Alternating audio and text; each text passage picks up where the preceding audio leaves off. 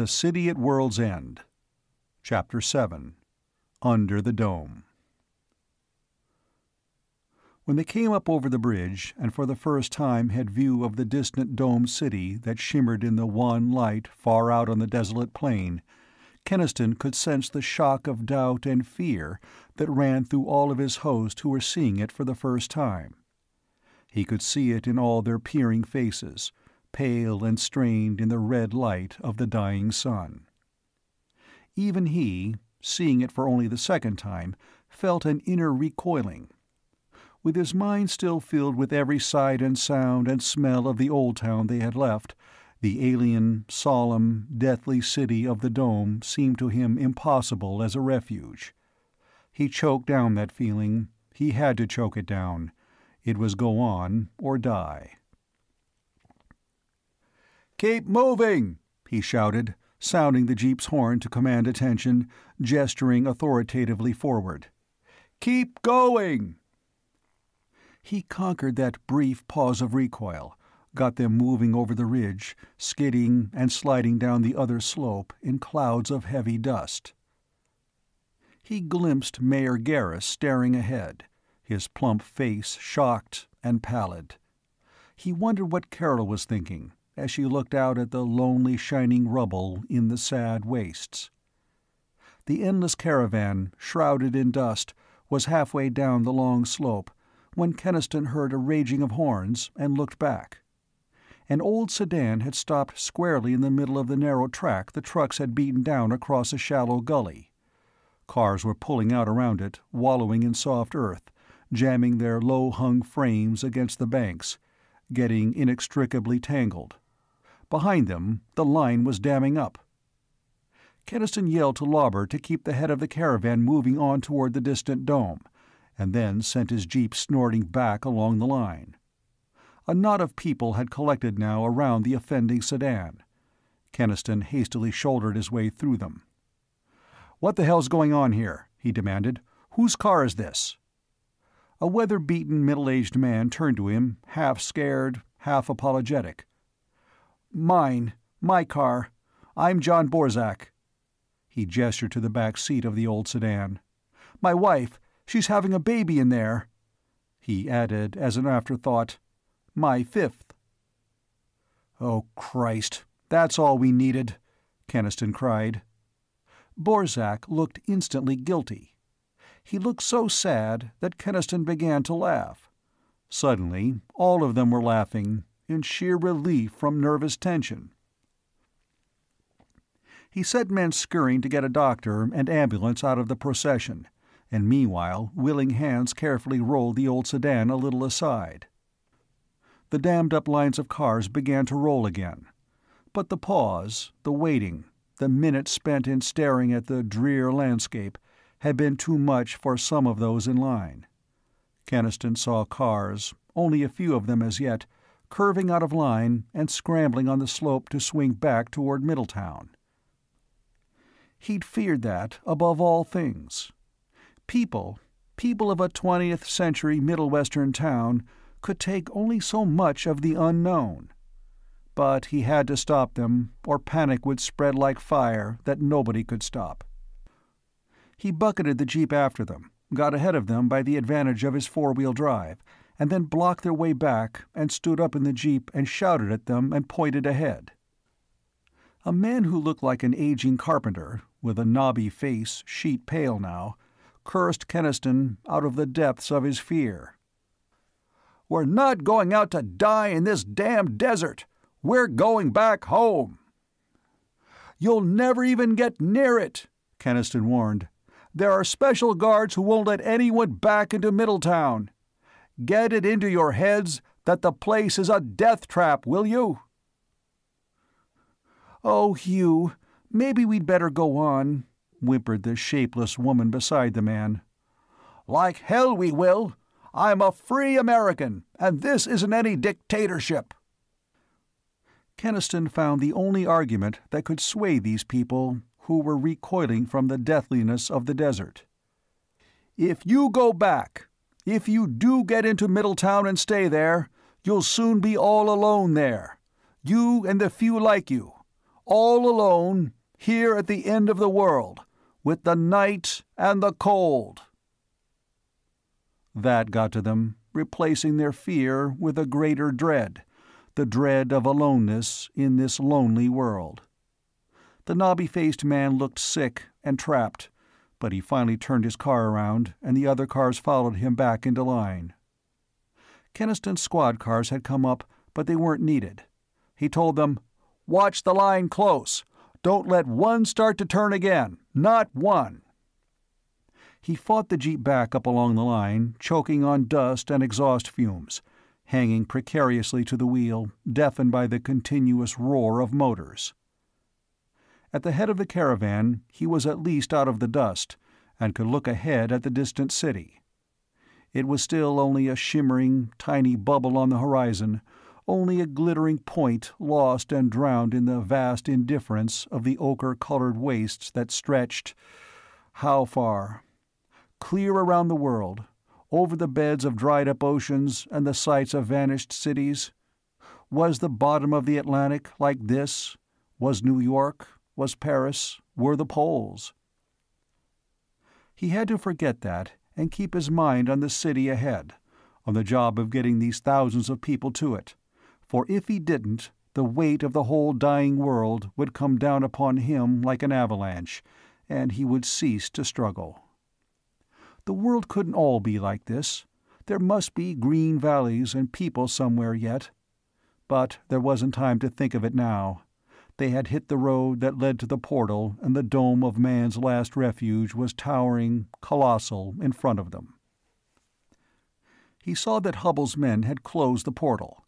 That would be the first step, of course, to conserve what warmth there was and keep out the frigid wind. It opened now to receive them, and an armed man waved and smiled, and then clung on to the side of the jeep.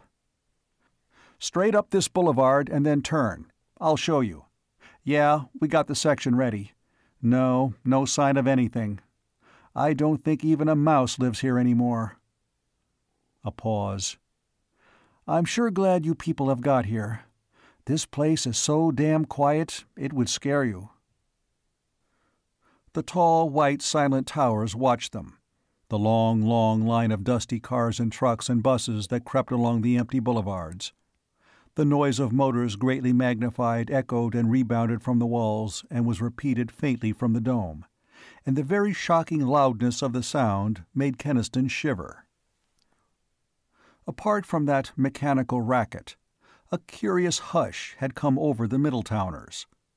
All down the lines, heads were thrust forth out of car windows, looking, peering, savoring the height of the buildings whose tops they could not see, staring at the lines and colors that were alien to all they knew, listening to the emptiness. Kenniston knew how they felt. It was too big and too strange. Even a native New Yorker would have found awe among these mighty towers, and to the folk of Middletown, used to the little slate-roofed houses and the squat buildings of dingy brick, they were overpowering, crushing, with something in them of dread because they were all deserted.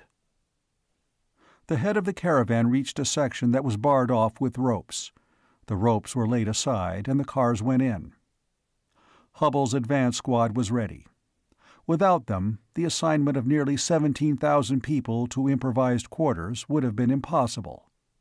With them, it was a scrambling chaos, carried out strangely without much noise. Men and women moved with a sort of stunned docility, glancing sidelong into the dust and the shadows, peering at the blank windows and the tall, strange rooms, afraid to raise their voices. Gradually, the sound of motors died, and the streets were ghastly in their silence, and it was a silence so great that the scuffling of many feet and the murmur of many voices and the labor of unpacking trucks and cars did not disturb it, but were merely lost. Even the dogs were cowed. Kenniston made his report to Hubbell and then went in search of Carroll. Here and there, people still sat in their cars, refusing to move from their one last familiar reality, and he passed a woman who crouched in the dust of the street and wept, with her arms full of blankets. Something of the same feeling of despair infected Keniston. It was not going to work. It was not going to work at all. And he dreaded to talk to Carol. But he plodded on until he found her.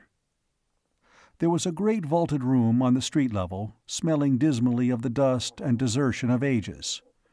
Very tall windows let in what light they could, but still it was dusky. There were 20 women in the room, of all sorts and ages, milling about with suitcases and loads of bedding, uttering vague wails and words of complaint, struggling with rolled-up mattresses. Carol and her aunt were 2 of the 20. Characteristically, they had managed to get off in a corner as much by themselves as possible. Mrs. Adams had collapsed onto her improvised bed, and Carol was making what order she could of their scanty belongings. "Are you all right?" he asked her anxiously, and she nodded. From the nested blankets on the floor, Mrs. Adams whimpered, "Why did they bring us here, to this dreadful place? Why couldn't they have let us stay at home?" Carol hushed her as she would a fretful child. 2 sniffling, mouse-faced girls had crept up to ask Keniston questions. Behind them, a short, thick, middle-aged woman was stamping up and down along the walls, banging open the doors that pierced them. "Where's the bathrooms?" she was demanding belligerently. Keniston took Carol to the doorway and a little beyond it, where, if there was no more privacy, they were at least not besieged. He said, "I know it's rough as hell now, but it's only for a little while. This bunking together, I mean. There's room enough for everybody here, and you can pick out a place you like, all to yourselves. I can fetch you anything you want from your house, your books and things, even furniture." She cut him short. "No, I don't want anything touched there. I want to know it's all just as I left it, so I can at least think about it, and maybe—" She shook her head, and then went on. "Ken, old Mr. Peters from our street had another stroke when we got here. They took him away on a stretcher. He was dying, and I saw his face. He was looking up at these awful buildings, so puzzled and afraid. He was trying to understand, and he couldn't." She shivered. "Dying isn't good anywhere you do it," he said. "But we're young and strong, and we aren't going to die." He added, before he left her, "There was a baby born on the march. Think of the baby, Carol, instead of the old man." He went away, depressed and worried. Carol seemed different, and he didn't think it was just her tiredness. Perhaps she had roots too deep, not just in Middletown, but in the pattern, the state of mind. Well, the pattern was smashed forever now, and she and all of them had to adjust. Keniston had gone 2 of the long squares, sunk in his disturbed thoughts, before he realized that a change had come into the streets. He tried to think what it was. People were more in the buildings now, and less in the cars, but that was not all of it. There was something. The streets had suddenly come alive. The children had done it. Overawed at first by the strangeness and the silence and the behavior of their elders, it had slowly dawned upon them that here was a whole great city lying ready to their hands, fabulous empty buildings full of mysteries and treasures, new streets, new narrow ways behind them, all virgin territory to be explored. By 2s and 3s, the venturesome spirits had started out and taken others with them. And now the lofty hallways rang with shouts and running feet. Small figures scudded to and fro across the pavement. The shadows teemed with motion, with screams and squeals and the voices of parental anger. One bull-lunged urchin had discovered that he could make echoes. Another, intoxicated by blank expanses of white, unsullied wall, stood with a stub of pencil in his hand writing in ever-enlarging letters. Keniston thought, "The irreverent little bastards." But his step quickened, and quite suddenly he felt that it was going to work out after all, The human race was tough. He had further evidence of that in the next 2 days. The great waves of the migration poured down across the dusty ridge and in through the portal, the clamorous thousands of wheels and motors, the countless faces and peering eyes. And for those who came on the second day and on the third, it was not so bad as it had been for those who came first. The 17,000 pioneers had lifted the curse of the empty stillness. Community kitchens, working on oil and gasoline ranges, filled the air with the homely, cheering smell of coffee. There was hot food, and the excitement of searching out friends and comparing notes. Indefatigable housewives busied themselves with brooms and drove their husbands to cleaning windows and whacked their unruly children. And the cars piled up in lines along the streets and boulevards, the Plymouths and Nashes and Chevrolets and Fords, incongruous in this dreamlike city of an elder Earth. On the third day, they brought the sick and put them in the hospital. They brought the prisoners from the jail and locked them away in another building. A great structure on the central plaza became the city hall. And by that third night, not a soul was left in Middletown. All were here under the great dome of the alien city. "We'll call this place New Middletown," Mayor Garris had proclaimed. "Makes it seem more like home." Keniston walked with Carol that night down one of the dark main avenues of the domed city. There was candlelight and lamplight from doorways and tall windows. A baby wailed from inside a dark doorway and was hastily soothed. Dogs barked defiance to alien ghosts. A tinny phonograph sang somewhere, "I can't give you anything but love, baby." Keniston thought that the streets of tall white buildings looked down with their windows as with eyes, amazed, bewildered. This city beneath the shimmering starlit dome had had silence for a long, long time. Silence and the slow swing of the cold red sun and the farther stars. Could a city remember, Keniston wondered? Did this one remember the old days of its builders, the lovers who had walked its ways and the children who had known its nooks and corners? Was it glad that men had come again, or did it regret the age-long silence and peace? Carol shivered a little and buttoned her topcoat. "It's getting colder." Keniston nodded. "But not bitterly so. Only like an October night back in our own time. We can stand that." She looked up at him, her eyes dark in the white blur of her face. "But how will we live here, Ken? I mean, when the food from Middletown's warehouses run out?" He and Hubble had known the question would come up, and had the answer for it.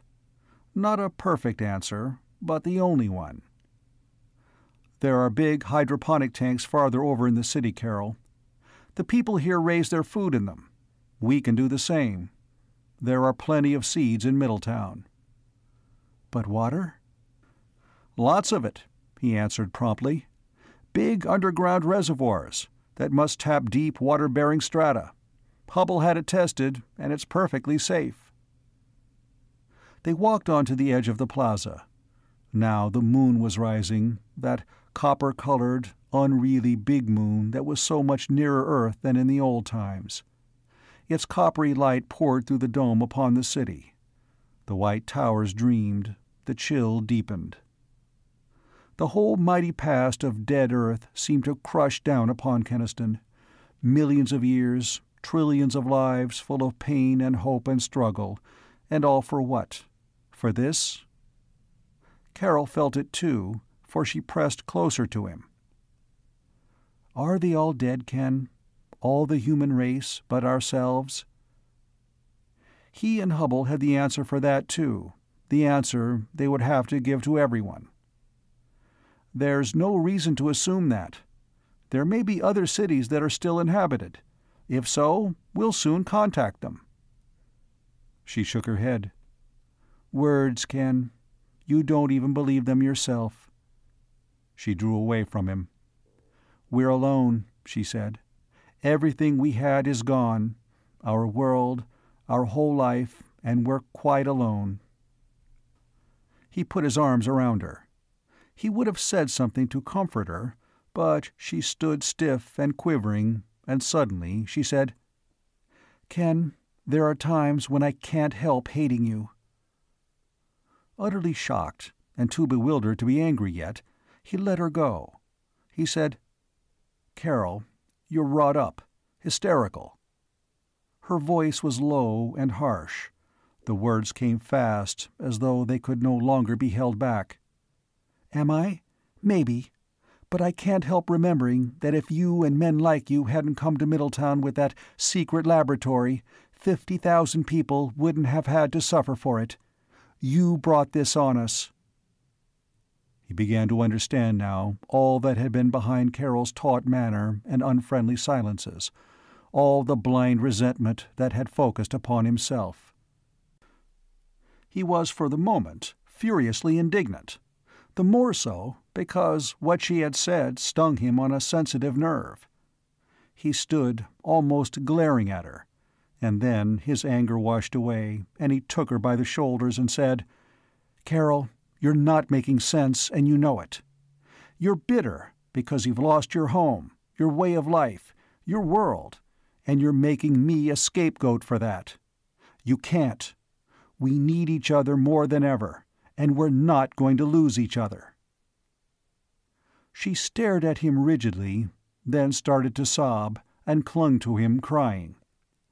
"Oh, Ken, don't let me be a fool. I'm so mixed up, I don't know my own mind anymore." "All of us feel like that," he said. "But it'll come all right. Forget about it, Carol." But as he held her and soothed her and looked past her at the alien towers and the face of the alien moon, he knew that she could not completely forget, that deep resentment would not die easily, and that he would have to fight it. And it would be hard to fight, for there had been the sting of truth in her words, only a partial truth, but one he had not wanted ever to face.